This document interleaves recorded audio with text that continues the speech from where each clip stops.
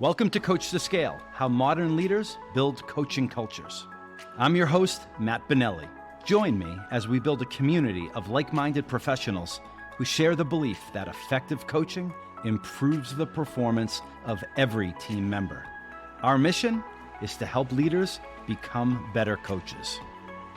The Coach2Scale podcast is sponsored by Coachum, the world's first AI coaching execution platform that leverages evidence-based coaching to increase quota attainment. And with that, let's get started.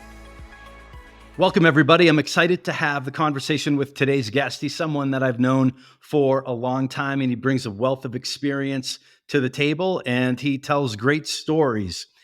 Sean cut his teeth at Oracle. He then left and started his own business. He co-founded Tricor Solutions, where he and a partner built that business for just about 15 years. When that business sold, Sean took over as managing partner of ManageForce, which was bought by CentralLogic, where he became head of sales. And currently, he's the CEO of Rapid4 Cloud and fellow BC Eagle. Sean Harmon, welcome to Coach2Scale. Thanks, Matt. I appreciate it. And we have had a long history, and go Eagles. Go Eagles. Some promise this year, but not exactly what the Heights wanted, right? No. We'll sure. Leave that for another podcast. Cry over some beer. So, Sean, you've been doing this for a while in a sales role, sales leadership role, as a business leader role. You're a CEO. What is a myth when it comes to leadership, when it comes to salespeople, when it comes to coaching and leading salespeople, that you believe is misguided or maybe even just BS? Yeah, I think there are a lot of myths out there, but I think one of the things I've learned as I've evolved from being sort of a pure play individual contributor, seller, to a sales leader, to an overall business leader is, a lot of people have a perception that sales is easy, and that that people that have the gift of gab, or the loudest person, or the people, like, as they say, that can command a room, are going to be the best sellers. And I think that's a bad path to go down, or a short-term strategy for any company. And I think the companies that I've been in that have done well from a growth perspective have gained an appreciation for the science of selling and the profession of selling, rather than sort of the show of selling. So I people used to always say, like, as you came out of school, oh, you're a people person, or you've got the gift of gab, you should go into sales. Or even, more damaging, you're an introvert, you'd never succeed in sales. And I think that's where the myth, or the misunderstanding is there's a lot more to do around strategy, intelligence, and organization, logic, with sales than people really appreciate, and that drives your hiring. Go ahead. Yeah, no. I remember when I was coming out of school, my people around me and my family, my mother, my grandparents, they'd say, "Oh, you would be great in sales, or in politics, you could be a senator." And come to find out, like, because I was a blowhard, right? I was that, like, loudmouth, like, want to be the life of the party, and didn't really have, I didn't graduate with a chemical engineering degree from BC. It was like, what are you going to do? And so maybe that's why salespeople, and even worse, Congress people, have such a bad reputation, because there's a bunch of blowhards in the business. But to your point, right? It's not easy. And anyone who says sales is easy clearly has never done it. And I think every sales professional listening to this is going to give a quiet or even a loud amen to that. There's a lot of strategy. There's a lot of intellect. There's a lot of grit that goes into it. And you've talked about how some of those attributes shape your framework. What is that framework that's guided you along the way as you've built multiple businesses? Yeah, it's funny, because I definitely use it as I evaluate sales candidates, but I realized that I actually use it when I meet people. And it falls into really four categories. The first one's work ethic. It is not going to be easy, and anything worth having is worth working hard for. So work ethic is really number one for me. Integrity's, on my list. And I know that sounds sort of touchy feely or um, maybe, I don't know, maybe preachy, but I just find that, when you surround yourself with people of high integrity, um, very rarely do things go bad. I think when people, with low integrity, that's another short-term plan. It might allow for a quick win, but it's not a long-term plan for success. Uh, the fourth characteristic is loyalty. I find that as I invest in people, both hiring salespeople, but also in, friends and people I surround myself with, it's got to be bi-directional, and to know that somebody has your back and they know you have their back, I think is a key for long-term success. And then my fourth is intelligence, and I put that fourth intentionally because I think there's all different kinds of intelligence. I think you can mitigate or test for intelligence, certainly in different jobs, but again, there are different types of intelligence, and most of what we do, it's not about what people know, but their willingness to learn and their curiosity to learn. So that's the way I look at intelligence: is can we teach this person whatever the new element is to them? They have no experience there, but they have the aptitude to learn. So those are really kind of the four things I hold myself accountable to. But really, the four things I judge others by and hire against. And when you talk about work ethic, I think some people, I hear a lot these days. Look, there's life outside of work. I don't want to be working 80 hours, 90 hours, 100 hours a week. Um, do you have to work 80, 90 hours a week to have a strong work ethic? Absolutely not, in my opinion. I think there is an element to working smart, but when there's a job that needs to be done, you can't avoid it. You have to get the job done and be willing to put the time in. I I don't know if there is really any such thing as true work-life balance. There's choices, but you won't be good at anything if all you do is work. So I think you're probably a better example than me, but you've pursued a lot of your outside interests, and I think it makes you better at what you do by maintaining, that things other than work in your life. But again, when it's time to work, you got to be willing to put in the time, and you know, I'm not saying that there aren't times for 80-hour work weeks. Certainly there are. I also, like to see somebody that when there's a job to do, they're the first in. But sitting behind your desk just because you're there doesn't mean you have a strong Yeah. work ethic. Yeah, don't confuse activity with results. I was talking to a guy yesterday, young sales professional, and he was excited to share a story with me. It was November 30th, last day of the month. He was 80% of his monthly target coming into the month, and he had this one meeting that it was a long shot, but it was the only shot that he had.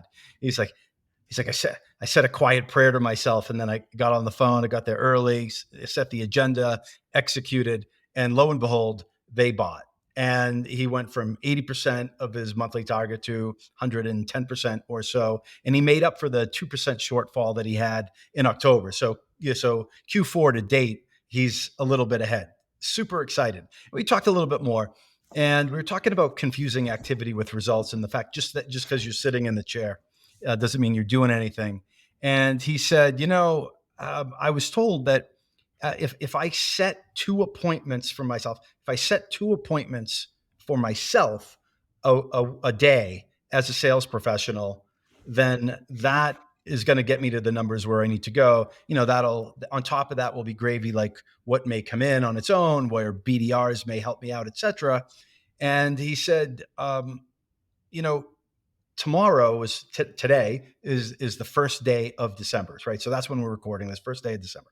And he said, I got some friends coming into town, and he said, I'm hoping to get out a little bit early. And I said, well, what time are you cutting out? And he said, as soon as I get my second appointment. And he said, if I get it by 10 a.m., I'm out. If I get it by noon, I'm out. He's like, if it takes me to 6 p.m. at night, I'm not leaving until I set the second appointment. And so, like, that's controlling the behavior. And I think what you would call working smart. Would that fall into Sean Harmon's category of working smart?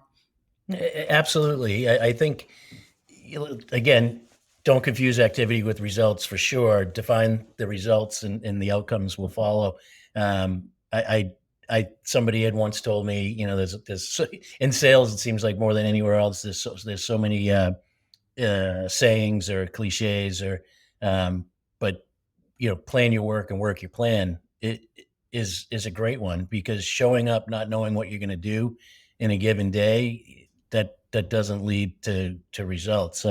So to take that extra 10 minutes at the end of the day or first thing in the morning and plan your work, knowing that there's always going to be exceptions or interruptions. But if you have a plan, you can look back and it's a lot more rewarding to see that you checked all the boxes in your given day, especially results oriented tasks like the person you were talking about, getting your 2 meetings. So yeah, absolutely that jives with what I'm thinking around work ethic. Well, what about integrity? Because your comment got me thinking there. If someone makes a commitment to themselves that they're going to set 2 meetings a day, and they're not going home, they're not logging out until they do that, and they stick to it. To me, like, that's integrity. If they cut corners every once in a while and say, oh, I got to do this, I got to do that, they got a better offer, and they cut out before they make the 2 meetings, is that person, do they really have integrity? So because when you say integrity, I'm thinking, is someone going to cheat and lie to get a deal or not? But is there some element of, what are some of the other elements of integrity that we may not be thinking of right when we hear the word? Yeah, I mean, I do. When I think of integrity, I think of honesty, right? And that's what then immediately you think on outward honesty. Are you being honest about your solution? Are you being honest about whatever and trying to sell? So that is part of it. But I think honesty is also, you need to be honest with yourself, because if whether you're going to the gym, take it out of the context of selling, and you're like, I don't know what it is. I cannot lose a pound, but I work out every day and I eat right. And like, do you? Or you just go to the gym and maybe you eat right, but you also eat wrong. So that's integrity, right? That's being honest with yourself. So it absolutely that applies, because and I hadn't really thought of it in that context, because you may say something that gets you around or over an objection that's not entirely true, or you may say something that's dishonest to win a deal, and you can make yourself believe it's true because you're so focused on the outcome. And the same thing happens with your habits. You can make yourself believe that, well, I actually parked pretty far from the office today, so I got my steps in. So, Right. but that's not really being honest with yourself. Makes sense. The third one was loyalty. And look, you've had people follow you throughout your career when you've gone from one business to another. You've got a core of people that have stuck with you and, sing your praises because they believe in you, because you've demonstrated that work ethic, that integrity, and that loyalty to them, as well as a lot of other great people that we've had on the show, which, they take people with them when they go places. And so there's some loyalty there. What does loyalty mean to you? And also, like, is there a difference between loyalty and blind loyalty? Yeah. Yeah. So I think loyalty goes way back, even to my childhood friendships that, not Streets every of day. Streets of Quincy. Yeah. Yeah. The mean streets of Quincy. I was a product of the streets of Quincy and Dorchester, and I grew up in the soft streets of Holliston, Massachusetts. But I think I had the grit in me from my parents. Um, so the loyalty factor is that, not every day is going to go perfectly, and not every person's going to be perfect. And I think loyalty is that you'll have their back, or they'll have your back regardless. But where the the difference to me with blind loyalty is that you're not loyal to them no matter what they do necessarily. You may be in the moment, but you have, through your loyalty, the ability to go back and let them know what they did wrong. Um, but again, you can count on those people and they can count on you, is what loyalty means to me. And as I move it out of the context of friendships into business, you know, same thing, business ebbs and flows. When we were back at Oracle, we both had a mentor in John Boucher, and he said that you should look at your success in sort of 2-year cycles, because if you kill it 1 year, chances are you're going to be rewarded with a smaller territory and a bigger number.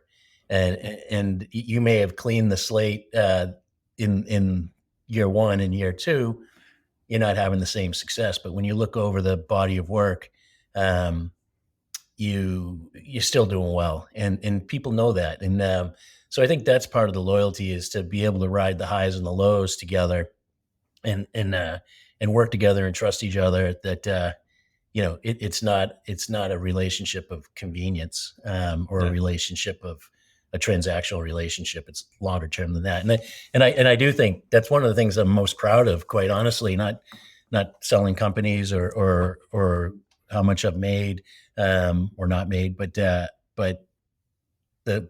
following and the group of people that together we've developed together. And whenever we get a chance, we come back together, and that's comforting. So, how important is that? So, there's a lot of people that listen, a lot of our clients, like people that managers that are just getting started in the business, and they're, were promoted by somebody. But a lot of the folks that are really successful, that have a track record of success, they seem to have a group, a pack that they run with, and their circle, and that Yeah. circle tends to go, broadly speaking, from place to place. How important is that? I think it's important as an accelerant, um, because anytime you get to a new place, having to build a new team is really difficult, and it's a pretty high risk model, building a new team. So to the extent that you've developed a relationship, and the good and the bad, and have that loyalty and integrity based relationship, it accelerates your time to success, in my opinion. I think, I've seen it again, taking the sports analogy, where, my kids are playing soccer, and someone says the A team is set. And I said, well, how can the A team be set? You've got all these new kids. And they say, well, these kids have been playing together. It's my team. And I'm like, I think you always have to be open to bringing new people in. Like, I don't think you can just rinse and repeat and take your same team everywhere. Right. There's going to be, ins and outs. And sometimes like in a Jerry Maguire moment, you're like, who's with me? And for that person, it's just not the right time for them to go. And that's not a breach of loyalty. It's not the right time. And but when you can get everybody's lives, and have the opportunity to have them come back together because you did the right things along the way, that is pretty powerful. And ultimately, like I said, it mitigates a lot of risk, and helps accelerate the path to success. And it's fun and rewarding to look back on years later. Yeah. So we talked about the first three, like work ethic, integrity, loyalty, and you touched on intelligence a little bit. But and then you made a point to say there's different types. We're not necessarily saying you have to be perfect S score, SATs, a huge, large IQ, et cetera, et cetera. When you talk about intelligence, can you dig into some of those elements? You talked about curiosity a little bit, and you talked about like willingness to learn, and you connected that with intelligence. Expand on that. Yeah. It's funny. When we talked about it in the past, and we talked about curiosity, I think I look at it as having the ability to learn and the willingness to learn, and a lot of that stems from curiosity, right? You don't necessarily accept everything at face value, and you appreciate that other people have perspective, and by asking questions in the interest of learning, things can take on a completely different perspective. And the joke was, I I love the show Ted Lasso, and there's a great scene if anybody ever wants to go watch it where he's playing darts, and someone made an assumption that he wasn't any good at darts, and he went into a whole rant about curiosity, and he said before you made that bet, might it have been a good question to ask if I grew up playing darts? And you can totally not know the shot when if you were a little more curious, you'd have the ability to learn a little bit more about the situation, and you'd probably take a different direction. So that's kind of a sort of a side rant to intelligence, but for me, the people have to be curious. They don't necessarily have to have gone to the best school or have the best grades because there's a lot of different types of intelligence, and they just have to be willing to learn. And most of what we do is teachable Yeah. if the person's receptive. Um, so, Skills can be taught. Skills can yeah, be taught. Work ethic, intelligence. Not you can't teach that, but if you have the basics and you're willing to learn and go the extra mile, and open to coaching, etc., all those skills can be improved in this business. When I heard that train, I had a My Cousin Vinny flashback. Um, sorry about that. so so you recently started as CEO of Rapid Four Cloud. I think you've been there about 5 months, 6 months or so. And you mentioned when we were talking that you're putting that you had that 100-day plan. And I think there's a lot of folks here who've had of experience with a 100-day plan or something like it, or are going to need to do it. What are key elements of that for you? And what did you learn going through that process as you went into this role with a global like a company based not around here? Yeah. Yeah, so this is my first experience to have the CEO role and title. I think the folks that recruited me in right away said, "Don't worry about that. You've done all the aspects of it in your functions as managing partner or founding founding other companies." So, but in reality, I knew that I didn't know everything about the business, and even if I had been the CEO 10 times before, I think the 100-day plan is a really good one.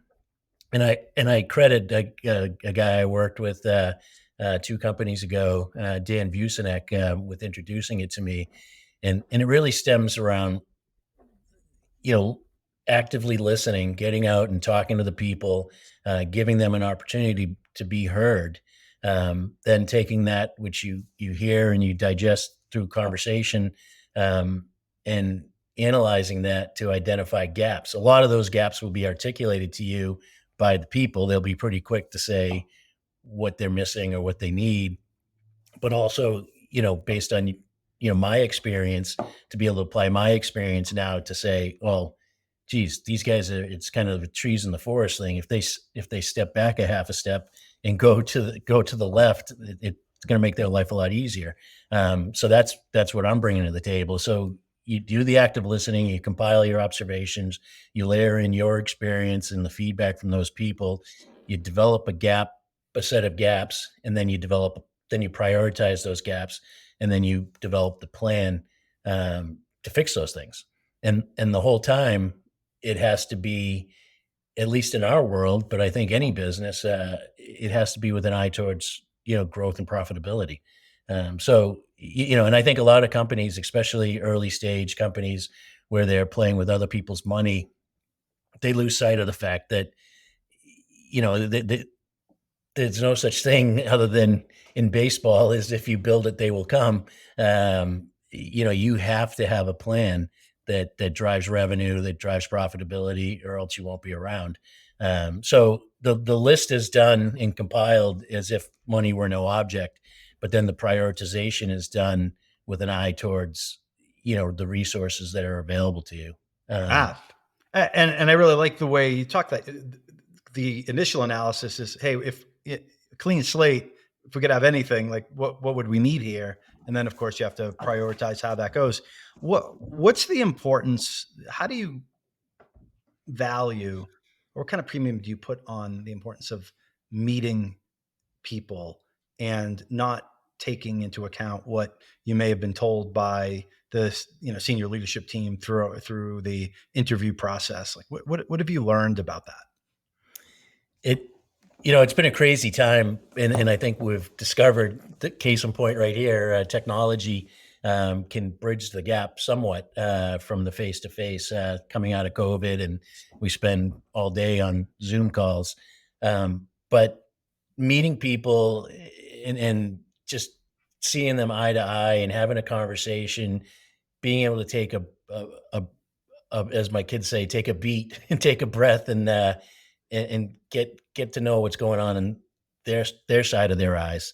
When you're doing Zoom calls after Zoom calls, there's not usually as much um, personal talk and getting to know people, and definitely not making any assessments on people based on other people's feedback. Uh, because again, nobody looks at the person the same way. Sometimes there's other agendas that are in play. And I'll just use as an example here, my 100-day plan. A big part of it hinged on, in the first 30 days, meeting everyone. It's a small startup software company, and there's no excuse not to, with the exception of the fact that 80% of the employees in our startup are in Bangkok, Thailand. So logistically, there was a challenge in getting there. But I guess it was probably around the 90th day that I finally got to Bangkok, and it was just a game changer for me to meet the people and see how much they cared, and they weren't just a number on a spreadsheet anymore. And it was really exciting to hear what their career aspirations were and find out what made them tick as it pertains to RPA and AI and the things that we do. I came away stoked, honestly, and I made some big changes in my strategy based on having a better understanding of the people I have, Ah, which is pretty crazy. absolutely. Is it true that, Sean, that one night in Bangkok makes a hard man crumble? All right. So we're just talking about meeting people and the importance of that. And, you said that you may have had some beliefs or some opinions that as you went and actually sat down, met the people, understood the business, those opinions may have changed slightly. There's not enough time in the day. And, you're flying to Thailand and back and like customers and all this.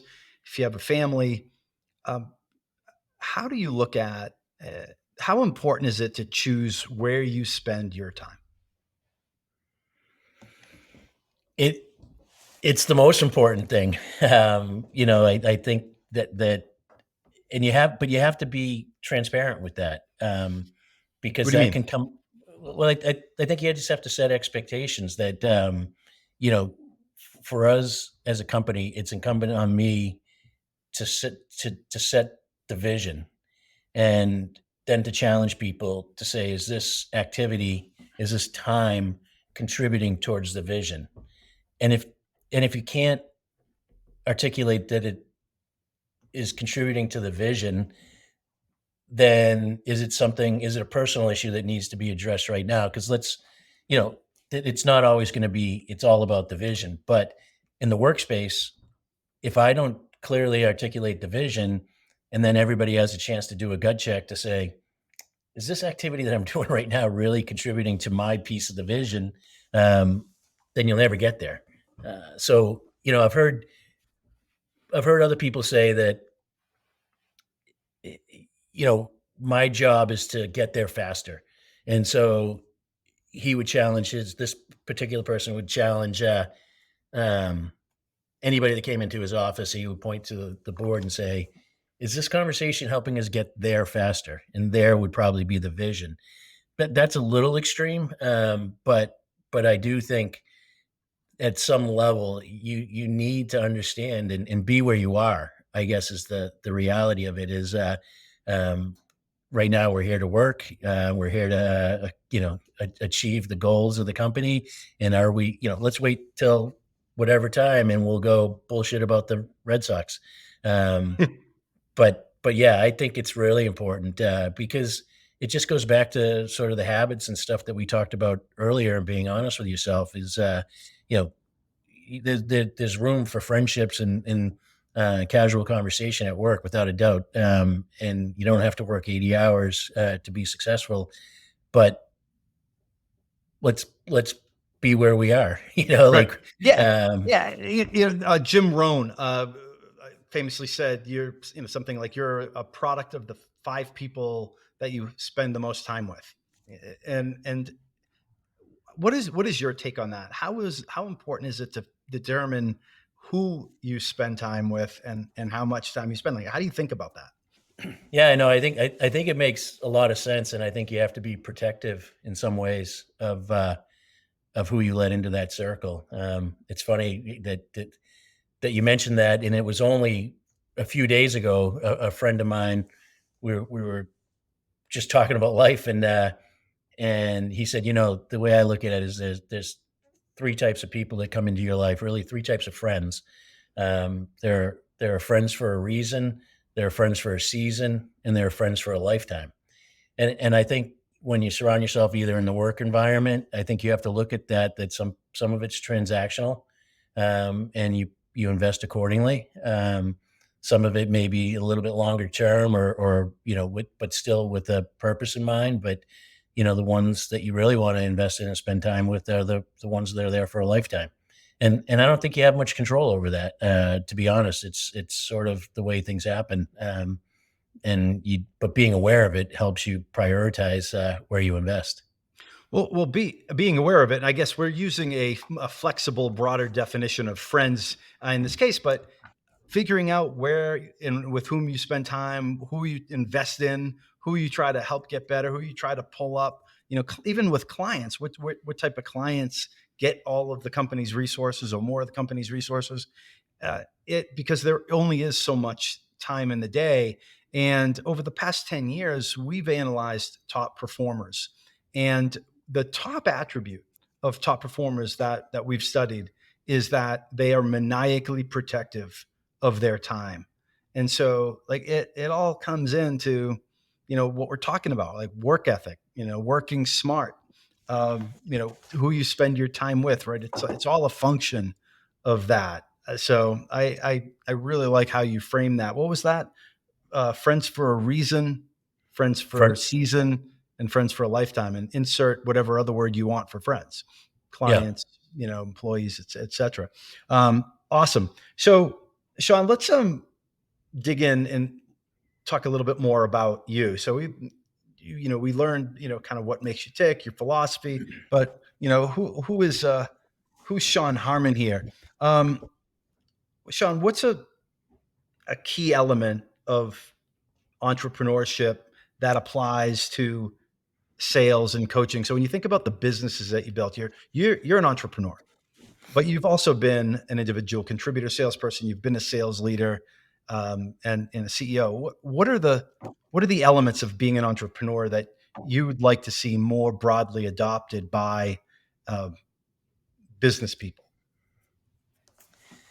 yeah, that's a good question. It's funny when I think of being an entrepreneur, I think that's sort of a badge of courage that people take, that I'm an entrepreneur. Um, but I also think over the years, I've met a lot of people that fancy themselves as entrepreneurs, and only to find out that they just didn't really get along well with others, and they maybe didn't operate well within a system. Um, so it's just, there's a level of accountability that happens as a business scales, and a lot of times that's when the entrepreneur sort of loses interest. But I think, to me, being an entrepreneur is really being unafraid, or I guess you can be afraid, but willing to operate without a clear map, to be able to blaze your own trail and adapt to the situation with with the intent or goal of ultimately finding your North Star, and then building something to scale. And I think realistically, the irony is you need systems to do that, to get to scale. So um, I think it's a bit of a misnomer that an entrepreneur is some swashbuckling person, but an entrepreneur that's successful in building a company to scale understands that eventually you go from trailblazer to dirt roads to hopefully highways. And yeah, they may lose interest at that point, and want to go start it over again, like climb back into the escape room. But that's the goal ultimately, is to leverage that fearlessness, to be willing to go and trailblaze. But in order for it to ever scale, you have to accept that the processes that are required to do that in the systems. Does that make sense? Yeah, no, it does. I mean, look, you can't scale if you're post holing or bushwhacking. You eventually have to find the trail or the highway, as they say, and the systems will help you do that. What's a big lesson learned that you've had along the way? Something, one of those classic cliche, I wish I knew, then what I know now type of thing. Yeah. I feel like when I've been fortunate in that the things that I've done or the products and services that I've sold, I really believe in them. And I think in some ways what I've always gone in is maybe with less of an eye towards what's the true addressable market, what is the true ideal customer. And a lot of times my belief is everybody's a prospect. It's not if, but when. And I think one of the lessons I learned now, is again, it has to do with time management, and organizational skills and technology enabling it, quite frankly, is that if they're not a prospect right now, yeah, they may be down the line, but you can maximize your efficiency by really knowing your targets. And, folks I've worked with in the past be like, Sean, why are you going back to meet with that company again? And I'm like, because I just know they're going to buy my product. And I should have cut the line a while ago and just, got some more bait and dropped into the line. So it was a really hard lesson for me, that just believing everybody is going to buy from me. I don't think that's a bad mindset to have, but then you have to really aim for the button, as they say, and not just keep spraying and praying. Yeah. Not everybody's qualified to be your customer. Right. They gotta show evidence. They gotta work to convince you of that, so that you feel good about investing the time that it's going to take to get that deal across the line and bring that customer on board. How about a mistake or a regret? Yeah, that's an interesting one, because I do try periodically. I make my annual goals list, and maybe I'm able to rationalize things, but I don't really have a lot of regrets professionally. I think I've made moves and zigged and zagged along the way, and I don't look back and say woulda, coulda, shoulda. I don't think there's a lot of value in that. I do think there are times where I'm a sort of, maybe, I don't know if it's akin to being stubborn or if I'm a man of principle, but I've made decisions that I believed were Probably both. Yeah, probably both. And I made decisions based on principle that I probably could have held on a little bit longer, and it would have it would have turned out pretty well. I walked away from some opportunities based on principle, and again, a great, on a much more micro level. There's a woman, Patty Lewitt, who you may or may not know from Oracle, and she was a senior sales rep when I was coming in as a junior sales rep, and I butted heads with the manager all the time, and it would come out in the forecast meeting, and one day I was, steaming and standing outside the office, and she walked by, and she was like assigned as my sales mentor, and she said, Sean, don't overthink this, but sometimes just keep your mouth shut. Work is not a place to win on principle. It's just not the place. He's your boss, and so it's a balance there. But I think sometimes I've let principle get in the way when I could have just taken a breath and let the moment pass, and I probably, my Right. my reaction was more more finite or definite than it needed to be. Well, we got to take those nuggets when they come. You're at Rapid4 Cloud now. You're CEO. You've been there 5 months. What does Rapid4 Cloud do, and what attracted you to the opportunity? It's a great question. So what Rapid4Cloud does is they've developed a SaaS-based software tool that leverages RPA, or robotic process automation, and AI. So really robots, smart robots, software robots, to help clients move from traditional on-prem applications like the Oracle e-business suite to Oracle's cloud applications. Hmm. And for anybody in the space, it's apples and oranges. There's not a clear migration path. It's a re-implementation. And a tremendous amount of work in that implementation is data entry, and people intensive. And anytime you have data entry, it's expensive, it's wrought with error. And our tool truly delivers that data entry component and reduces an implementation in some cases by 70%.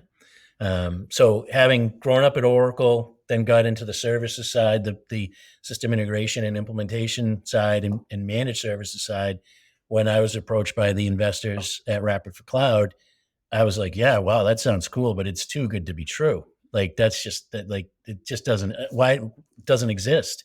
And then when they told me PwC uses it, IBM Global Services uses it, on and on, my question was, why aren't you bigger?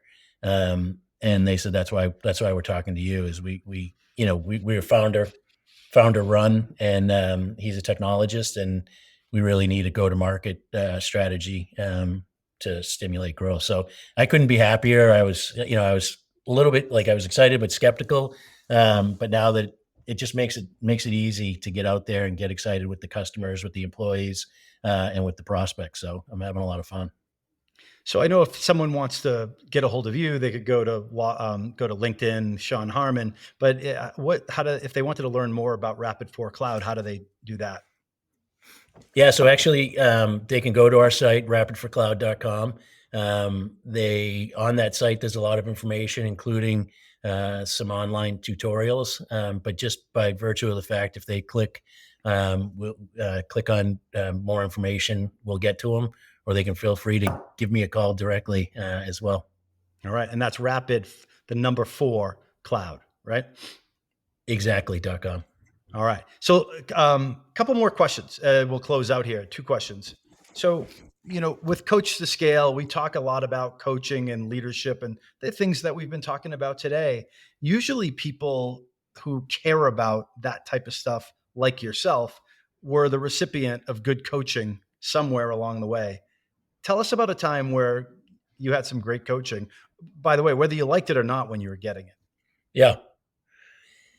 Yeah, I think, again, the work ethic thing, maybe it seems cliche, but I'm thinking about this, and I'm sure it wasn't his expression. There's probably somebody very famous who said it, but I was a decent soccer player growing up, and I think during practice I was goofing around, and my coach grabbed me by my shirt collar and said, Sean, one thing I want you to never forget: hard work beats talent when talent doesn't work hard.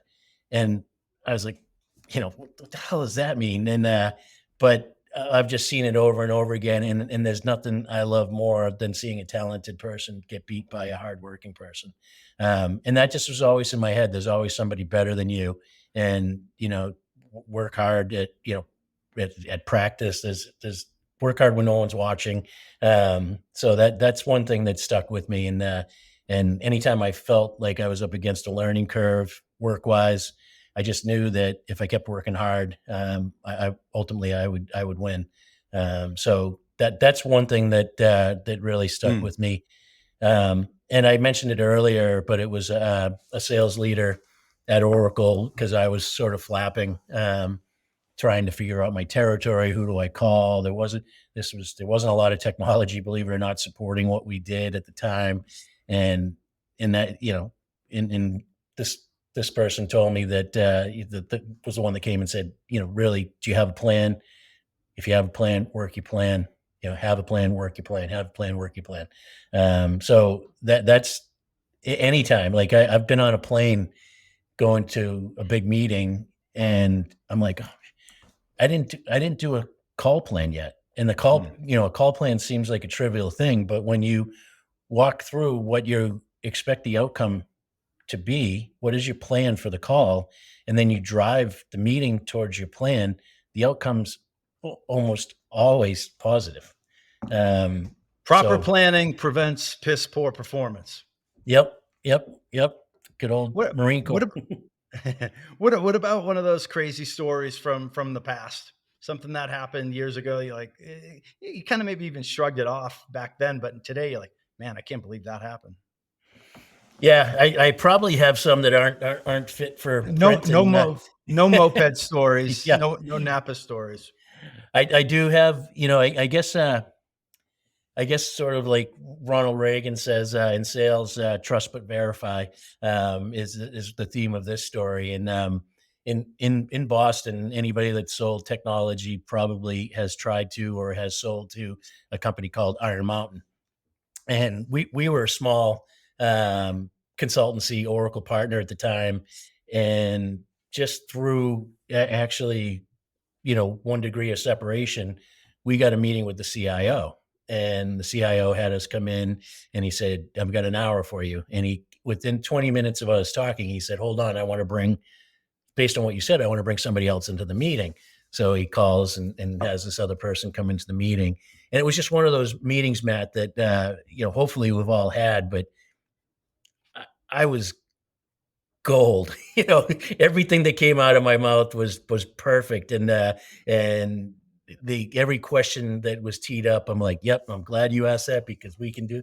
And we went through this meeting. And then at the end, the guy that he brought in, who owned the Oracle applications, decisions and responsibilities, he said, "Hey, I'm really sorry, but I've got a really important meeting that I got to go to, but this was great." And myself and the practice leader that was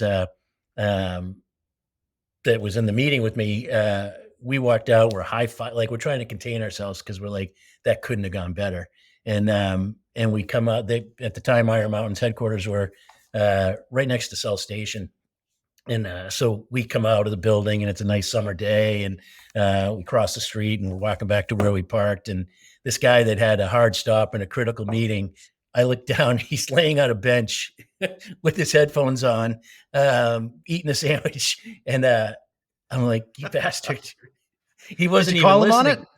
Did you call him on it? No, I would love to say the punchline of it. I pulled his earphone out and said, "Hard stop, huh?" But I didn't. We kept walking, and I said to the other guy, "Did you see who that was?" And he goes, "No."